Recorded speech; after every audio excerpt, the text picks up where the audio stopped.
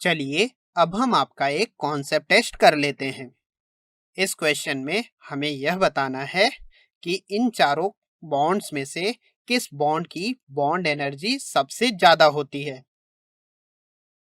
तो वीडियो को यहाँ पर पॉज करिए और 2 मिनट का समय लेकर इस प्रॉब्लम का सॉल्यूशन सोचिए। आई होप आपने इस प्रॉब्लम का सॉल्यूशन ढूंढ लिया होगा।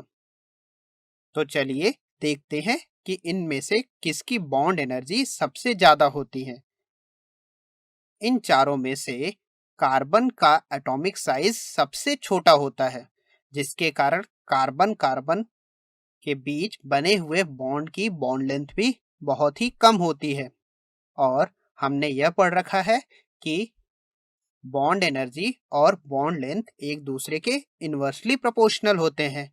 तो जिसका बॉन्ड लेंथ सबसे कम होगा उसकी बॉन्ड एनर्जी सबसे ज्यादा होगी। इस तरह से हमारा करेक्ट ऑप्शन है option B, carbon carbon bond. I hope आप इस प्रॉब्लम को समझ गए होंगे। चलिए अब तक हमने इस टॉपिक में जो भी पढ़ा है उसको समराइज कर लेते हैं। यदि हम ग्रुप 14 एलिमेंट्स के एटॉमिक साइज का ऑर्डर देखते हैं तो वह हमें कुछ इस तरह से मिलता है। आयनाइजेशन एंथैल्पी का ऑर्डर हमें कुछ इस तरह से मिलता है और हमें इलेक्ट्रोनेगेटिविटी में ट्रेंड कुछ इस तरह से मिलता है।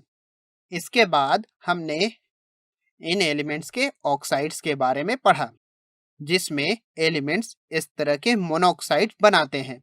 इसमें कार्बन मोनोऑक्साइड न्यूट्रल नेचर का होता है, सिलिकॉन और जर्मेनियम के मोनोऑक्साइड एसिडिक नेचर के होते हैं, वहीं टिन और लेड के मोनोऑक्साइड एम्फोटेरिक नेचर के होते हैं। यदि हम ग्रुप 14 एलिमेंट्स के डाइऑक्साइड्स की बात करें तो इसमें कार्बन, सिलिकॉन और जर्मेनियम के डाइऑक्साइड्स एसिडिक नेचर के होते हैं, वहीं टिन और लेड के डाइऑक्साइड्स एम्फोटेरिक नेचर के होते हैं। इसके बाद हमने ग्रुप 14 एलिमेंट्स के कुछ कॉमन रिएक्शंस के बारे में पढ़ा, जिसमें ग्रुप 14 के एलिमेंट्स एयर या फिर कहें ऑक्सीजन के साथ रिएक्ट करके हमें दो तरह के ऑक्साइड्स देते हैं। ग्रुप 14 के एलिमेंट्स स्टीम के साथ रिएक्ट करके हमें ऑक्साइड्स और हाइड्रोजन गैस देते हैं। लेड पर लेड ऑक्साइड की प्रोटेक्टिव लेयर बनने के कारण लेड स्टीम के साथ रिएक्ट नहीं करता है। कार्बन के अलावा ग्रुप 14 के एलिमेंट्स बेस के साथ रिएक्ट करके हमें Na2EO3 टाइप्स के सॉल्ट प्लस हाइड्रोजन गैस देते हैं।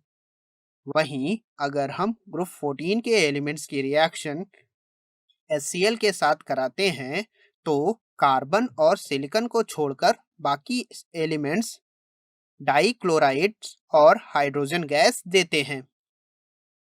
वहीं अगर हम इन एलिमेंट्स की रिएक्शन H2SO4 के साथ कराते हैं तो कार्बन और सिलिकॉन को छोड़कर बाकी सारे एलिमेंट्स हमें सल्फेट सॉल्ट्स के साथ साथ हाइड्रोजन गैस देते हैं।